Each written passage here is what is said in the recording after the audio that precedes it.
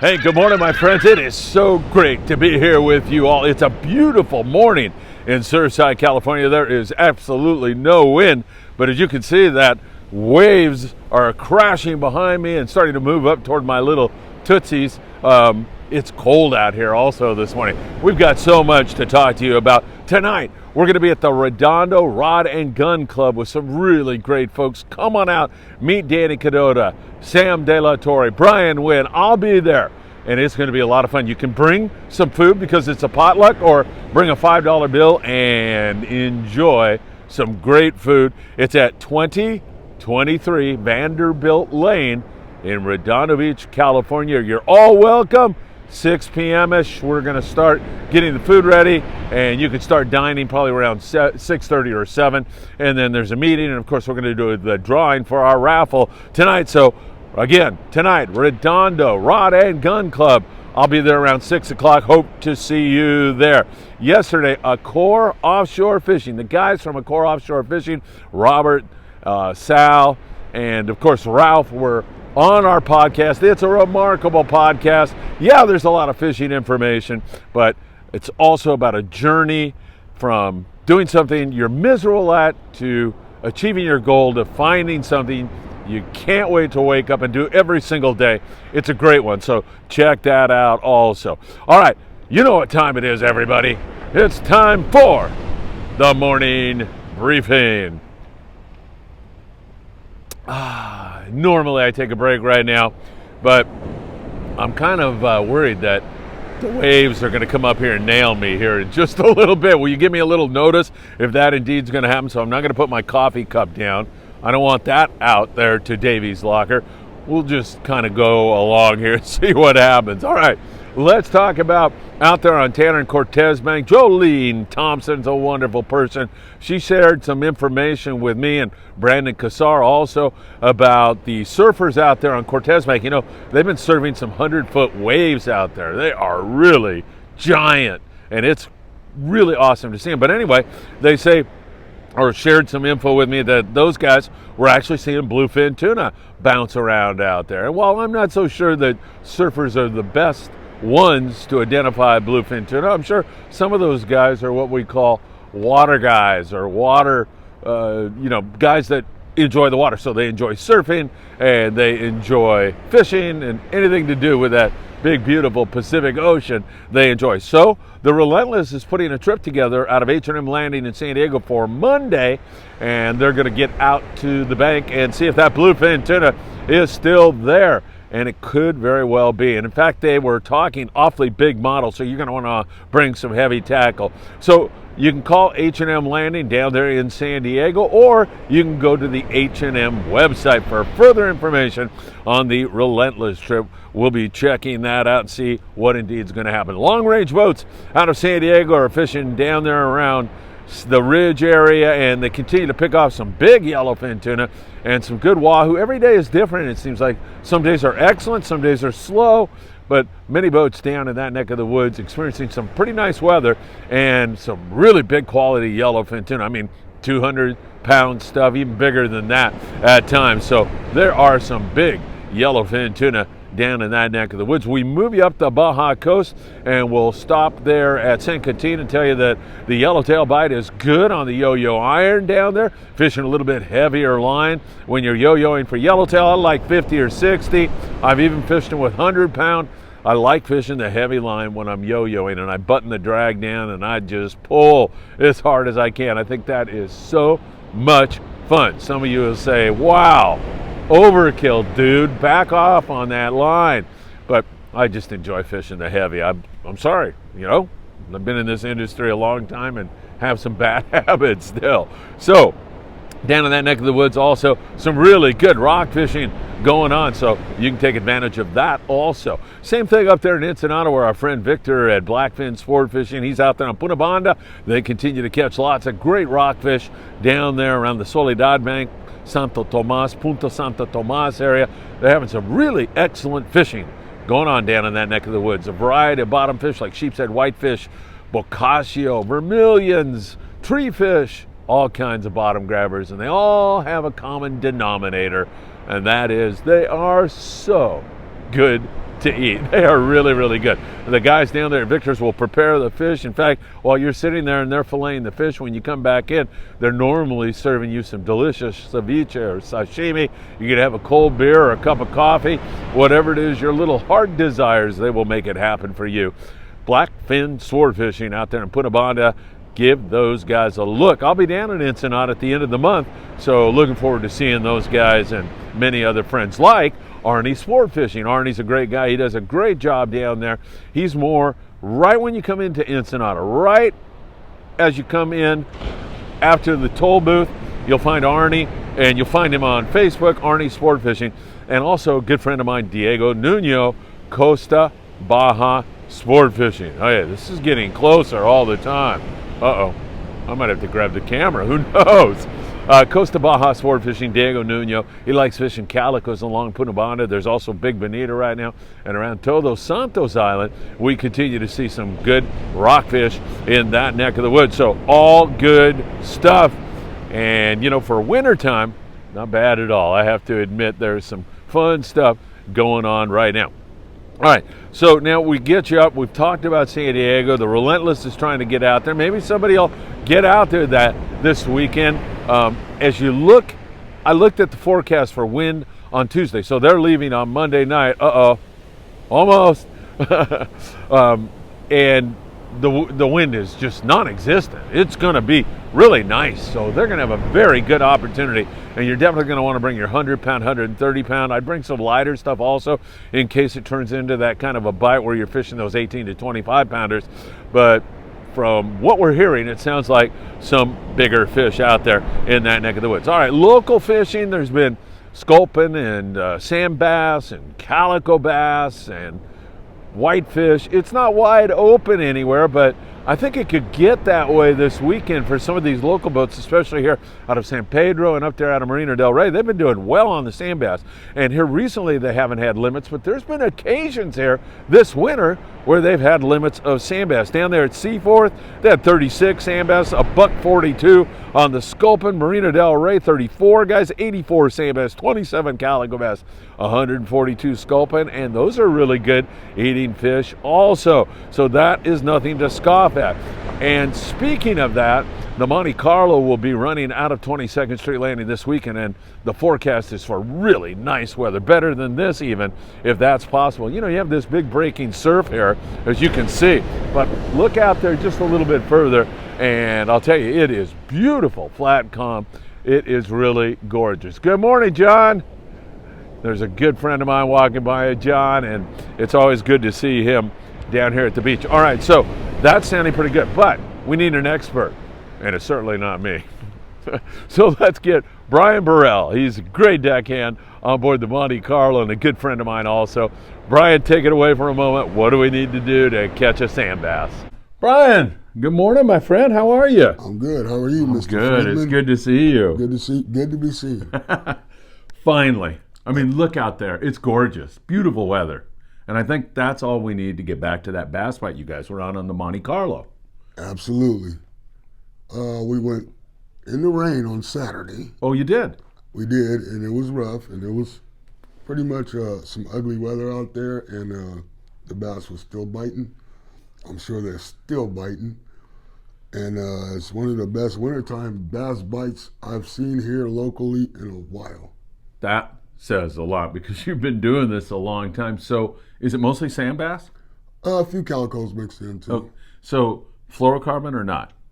I use fluorocarbon for everything. Okay, perfect. What pound is a best? You got to get them out of the structure? Yeah, this wintertime bass fishing is basically structure oriented, and the bass, they pretty much sit on the bottom, wait till bait come, and they fish and they eat it, and they right back in the rocks. I like to use at least 30 or 40 pound fluorocarbon. Fluorocarbon seems to help with every kind of fishing situation. Right. Known to man, to me. Yes. Some of these other guys use mono, and they get bit, but I like that fluoro. Yeah, and not only, I think, do you get bit better, but it's abrasive resistance, right? So it gets in those bad neighborhoods, the rocks and the pinnacles. You can pull them out. Yeah, great. So when you hook a fish, time is of the essence. You need to start pulling right away, right? You don't set the hook and you set the hook and just start winding and get them away from the structure as fast as possible. And once you get him a couple cranks off the bottom, he pretty much clear. He's not going to take line or nothing like that. Right. And get you back in the structure. Once you get him 4 or 5 feet off the bottom, you take your time. A lot of people will wind fast, and spin a fish right off their hook. Yeah. You don't have to do that. You know what I mean? Enjoy fishing, not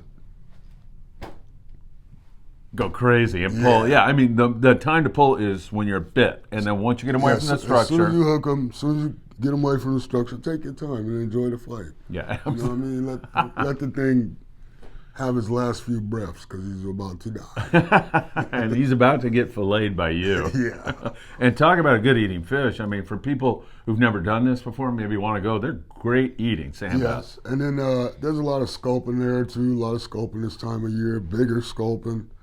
They will eat artificial lures sometimes.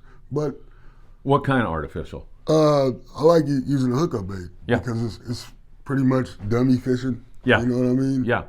The fish, I don't know what it is about the thing, but they like the tube lure, maybe because it's like a squid. Maybe. And speaking of that, is that what you're fishing with for the bass? Pretty much fresh dead squid and live squid if we can get it.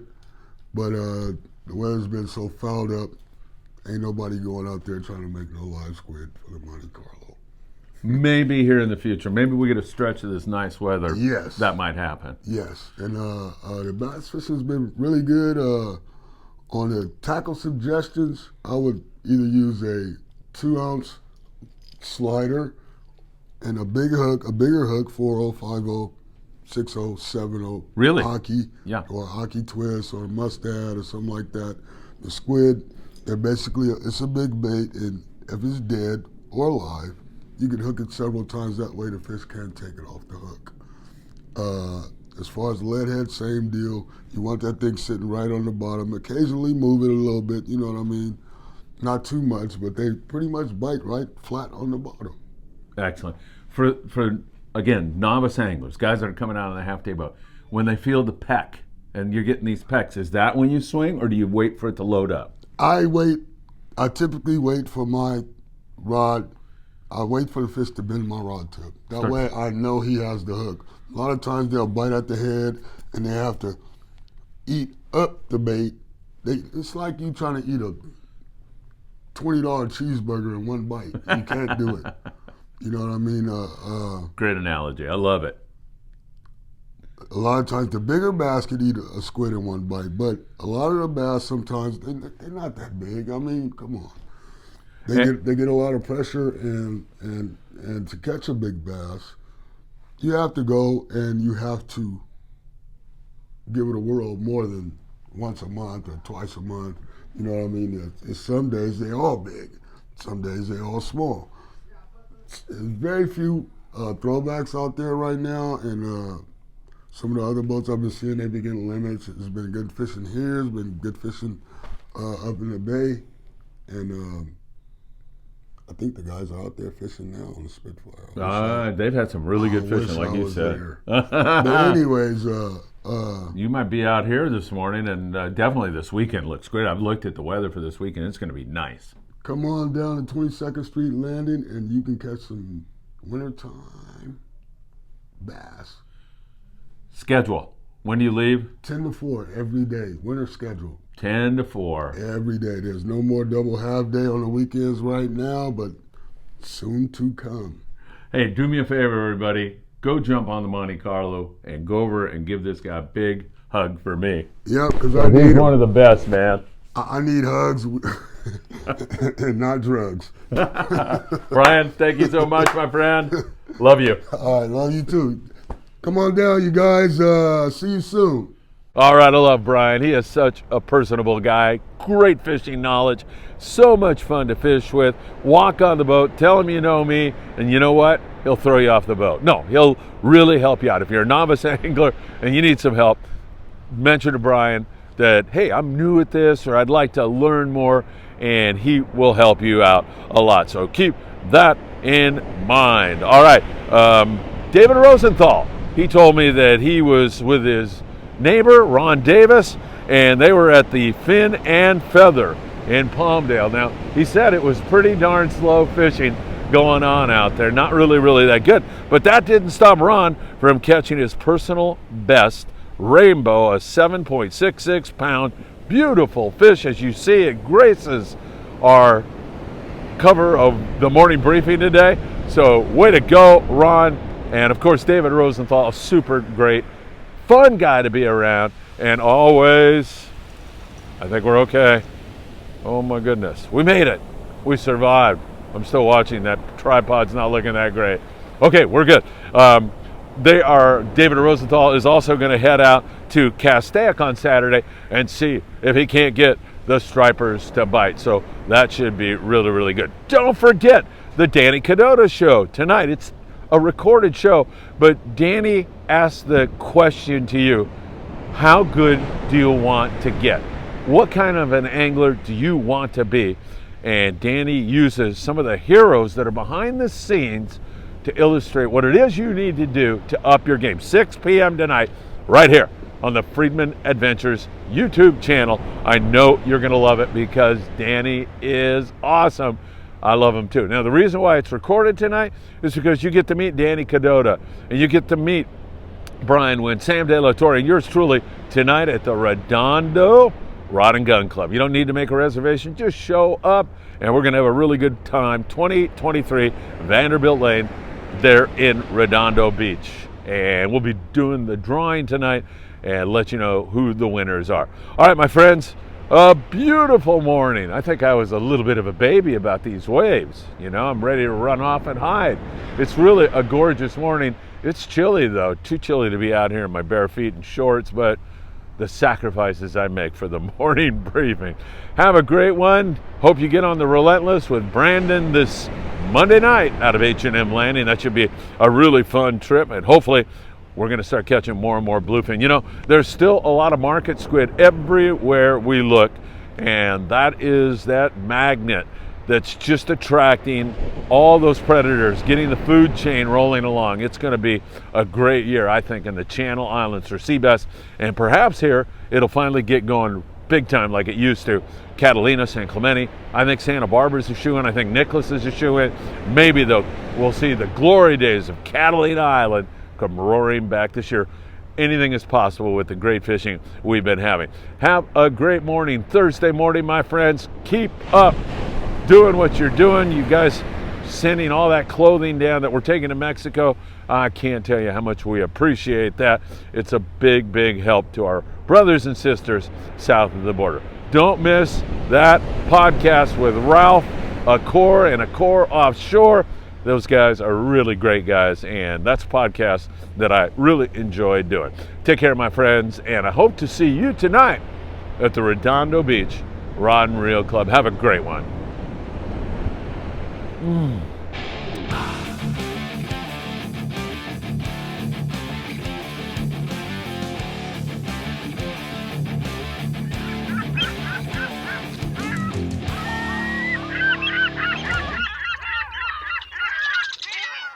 Jonathan Morales got a new Daiwa rod for his birthday and turned it into a white sea bass. Happy birthday! What a way to celebrate a birthday! Congratulations, Jonathan. Thought he had a whitefish when it turned into something else really big. After an extended, excruciating battle, he passed off the rod to Axel. Axel put the screws to this fish, and surfacing from the depths was this enormous, gigantic black sea bass.